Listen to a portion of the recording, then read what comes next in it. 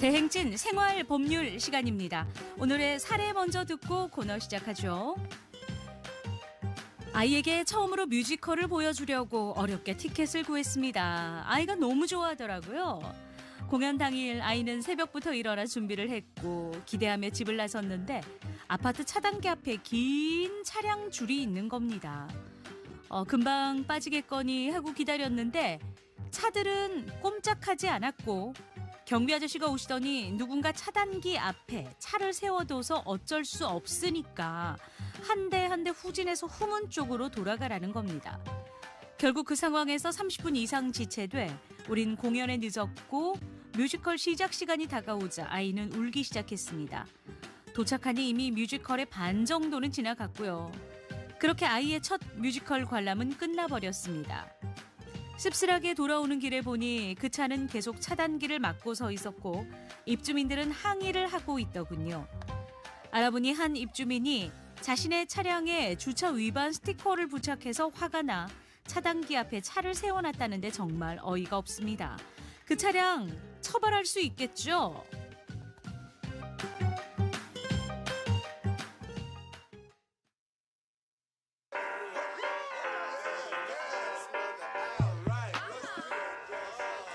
자, 오늘은 길막주차와 관련된 내용입니다. 법무법인 벅승의 이승우 변호사 전화 연결돼 있습니다.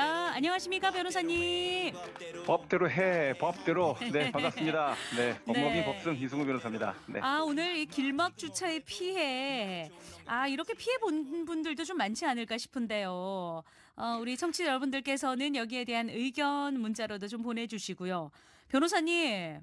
네. 어제 참 뻔뻔한 운전자인데 네. 이렇게 통행로 막아서 많은 사람들에게 피해를 주는 차량들 어떤 처벌을 받게 되나요? 네, 그 아이가 너무 울고불고 할 때 아유, 그 아빠 마음이 어땠을까요? 그러니까요. 주차 관리 업무 방해한 이런 행위, 업무방해죄로 처벌을 받게 될 것으로 보입니다. 네. 자, 화가 아무리 나도요, 이 사연처럼 행동하는 거는요, 절대로 허용돼서는 안 되고요. 자, 이거를 뭐 노매너다, 민폐운전자다 이렇게 부르고 넘어가는 분들도 있지만 이거는 이제 주민들을 대상으로 하는 일종의 테러 행위다. 이렇게 봐야 될 것 같습니다. 사안이 네. 너무 심각하죠. 예, 그러니까요. 뮤지컬 끝나고 왔는데 아직까지 차가 그대로 아유, 있다니요. 예. 예. 참 화가 나는 상황인데 자, 이런 사안의 경우에 대해서 경찰은 왜 관여를 안 하지? 이렇게 보면 도로교통법 위반으로 처벌이 쉽지 않기 때문입니다. 자, 네. 왜 경찰 단속이 또 행정 처분이 안 되지? 뭐 이렇게 이해가 안 된다. 이렇게 생각하실 거예요. 네. 자, 그런데 이제 일반 도로라면은 당연히 이제 경찰이 개입하고 이 도로교통법에 따라서 불법 주차로 즉각 단속과 처벌을 할 수 있습니다. 자, 그런데 이 아파트 단지라는 이런 이제 대상이 좀 독특한 건데요. 네. 일반적인 도로가 아니고 사유지거든요. 이게 사유지다 보니까 도로교통법이 적용되지 않아서 사례와 같이 이제 길막 주차를 하더라도 경찰이 바로 어떤 법적 조치를 취하기가 어렵습니다. 그래요. 근데 아무리 사유지라 해도 사유지도 도로일 텐데 도로교통법으로 처벌이 안 된다니까 참 이런 상황에서는 좀 답답하고 이해가 안 된다 하는 분들도 계실 겁니다. 그러면은 견인 조치라도 해야 되는 거 아닌가요? 네. 인제 일반 도로를 아까 말씀드렸다시피 이제 경찰이 관리하는 도로교통법상의 도로기 때문에 경찰한테 당연히 "견인해라."라고 할 수 있는 권한이 있습니다. 네. 자, 근데 아파트 단지나 상가에 있는 사유지 도로, 단지 내 도로에서 분쟁이 발생했을 때 경찰이 과태료를 부과할 근거도 없고요. 차량을 강제로 견인할 수 있는 근거도 없습니다. 네. 결국 문제를 빠르게 해결할 수 있는 법적 수단이 없다는 게 이제 현실이고요. 자, 이제 경찰에서는 이제 장시간 길막 주차를 한 차량 차주에 대해서 업무방해죄를 먼저 적용을 해서 차량을 견인한 그런 사례를 갖고 있긴 합니다. 자, 네네. 그런데 이런 해석도 여전히 법정 다툼의 여지가 남아 있어서 차주가 차를 빼주기 전까지 도대체 몇 시간 정도 지났을 때 즉각 음. 경찰이 조치를 취할 수 있는지 이 네. 판단 기준이 명확하지가 않은 거죠. 자, 이런 경우를 그래요. 대비해서 본다면 긴급한 경찰력 집행이 가능하도록 좀 구체적인 근거 규정 만들어주면 좋을 것 같습니다. 종종 이제 주차장 입구나 통로 막아서 논란이 된 기사들 우리가 이제 접하게 되는데 근데 네네. 실형이 선고된 경우도 본 것 같거든요. 네, 맞습니다. 이제 대표적인 게 이제 인천 캠리 사건인데요. 예. 이번 사연과 이제 비슷합니다. 2018년도 인천 송도에 있는 한 아파트 단지에서 이 관리사무소가 자신의 차량에 불법 주차 경고 스티커를 딱 붙여 놓으니까 네. 화가 막 난 거죠. 7시간 동안 지하주차장 들어간 입구에 차량을 딱 주차해서 박았습니다. 아. 예, 출입을 다 막아버린 거죠. 네. 자, 해당 차량 차주 어떻게 됐을까요? 업무방해죄 등으로 징역 6월에 집행유예 2년형을 선고받았습니다. 아, 여기도 이제 도로교통법이 아니라 업무방해죄로 처벌이 된 거네요. 네, 그렇습니다. 이제 우리가 사유지라는 그 단지 내에서 이 통행을 막은 차주에 대해서 도로교통법을 적용해서 이제 즉각 차를 견인하거나 또는 처벌할 수는 없지만 나중에 사후적으로 형사처벌을 할 수는 있습니다. 네. 인천 캠리 사건은 일반 교통방해와 업무방해 혐의로 이제 기소가 된 건데요. 앞서 말씀드린 대로 이제 경비원분들의 관리 업무를 방해하는 것으로 보고 업무방해죄를 적용해서 5년 이하의 징역 또는 1,500만 원 이하의 벌금형으로 처벌을 할 수 있고요.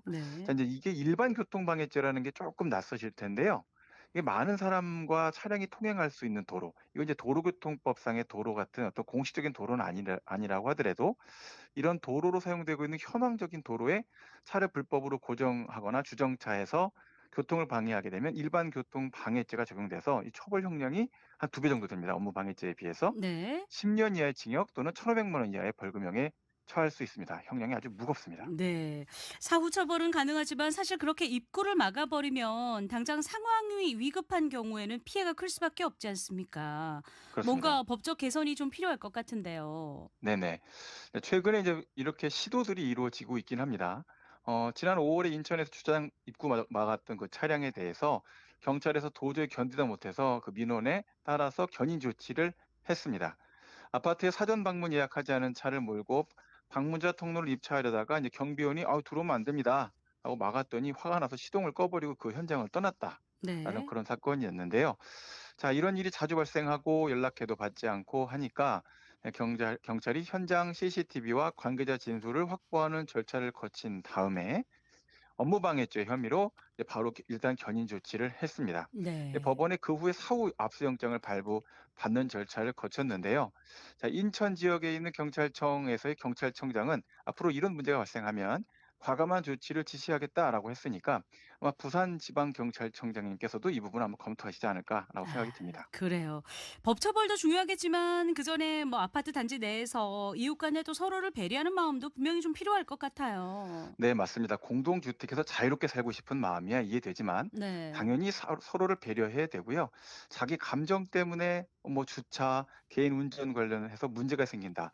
이건 실수다라고 보기에는 좀 너무 큰 문제가 발생할 수가 있습니다. 자, 네. 그러니 여러 가지 문제와 관련돼서 하루 동안 뭔가 화가 나더라도 용서하는 조금 더 안전한 이런 교통 문화가 확대되어 나가 보기를 바라해 봅니다. 네.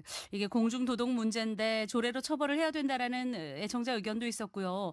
이게 그 입주민이 주차를 못하고 또 여러 가지 손해를 본 부분에 대해서 손해배상도 가능한지 여쭤보신 당연히 분도 가능할 것으로 계시거든요. 생각이 됩니다. 그 예. 문제와 관련돼서 뭐 고의적으로 그 차량 출구에 박아 놨을 이런 차량들의 문제로 입출입이 불가능하면 네. 약속과 관련돼서 다양한 형태의 피해들이 발생할 수 있는데 그렇죠. 그런 예상 가능한 피해까지는 전부 일괄적으로 피해 보상이 가능할 것으로 생각이 됩니다. 네, 알겠습니다. 변호사님 오늘 말씀 잘 들었습니다. 예, 감사합니다. 네, 지금까지 법무법인 법승의 이승우 변호사였습니다.